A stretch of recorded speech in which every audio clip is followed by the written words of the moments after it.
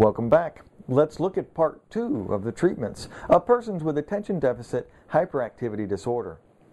Welcome to this continuing video series on attention deficit hyperactivity disorder, brought to you by Megatech Incorporated. Megatech Incorporated provides technological treatments for persons with attention deficit hyperactivity disorder. Megatech Incorporated are the makers of the attention deficit hyperactivity treatment game called Cups and Balls. Please refer to the attentiondeficitdisordergame.com for your free use of the game. This game provides therapeutic benefit for the enhancement of persons' ability to focus and attend. What are the treatments now for attention deficit hyperactivity disorder? There are many treatments for attention deficit hyperactivity disorder. We will cover these treatments in 2 separate parts. Part 1, we already covered medications, neurofeedback, sensory integration, and nutrition. We'll cover in part 2 here environmental adaptations and behavior therapies. This now is part 2. Let's begin. Let's begin now with environmental adaptations.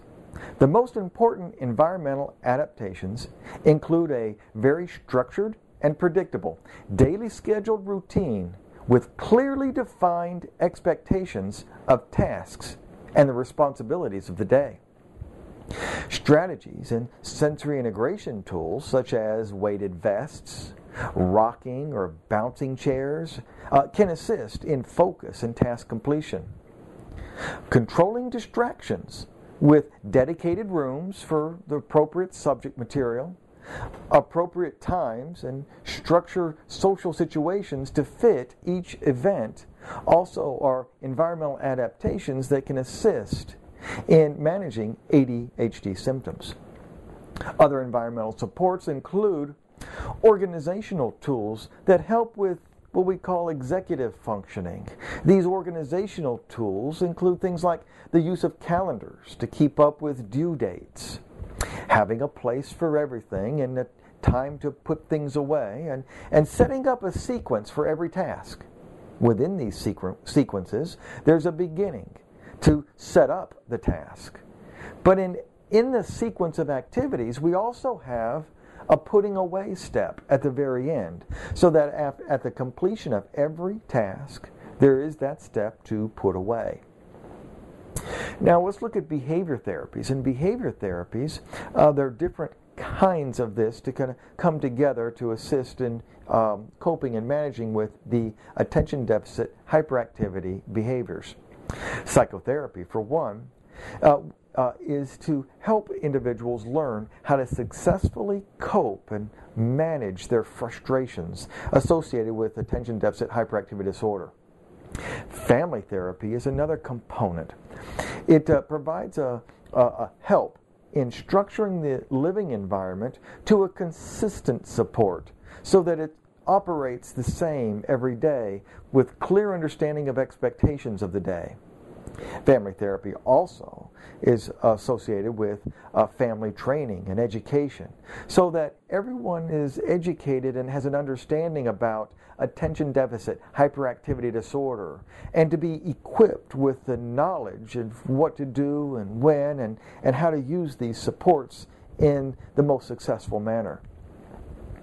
Other behavioral supports that we're looking at are social skills development.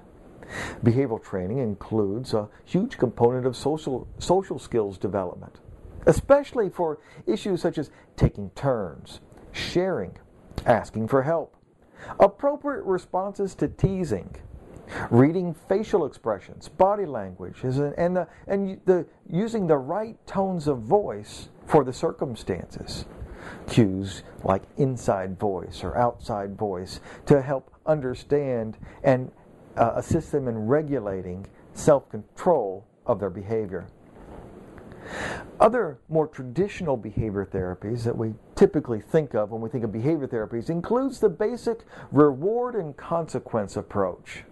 Reward and consequence approach are very important because it gives a clear understanding and guideline of what's going to happen if good things occur and what's going to happen when I'm out of control. These rewards and consequences need to be tailored for the person's individual interests and preferences. These rewards and consequences are used at the right time. We're going to we reward task completion, and we're going to reward pro-social behavior. And there will be a systematized consequence associated with any inappropriate behavior or task unfinished or not complete. The key to behavior therapy is follow-through. If you're not consistently following through with these rewards and consequences, all we really end up doing is teaching the child with attention deficit hyperactivity disorder how to work around the systems. But with consistency and follow-through, the clear expectation is defined.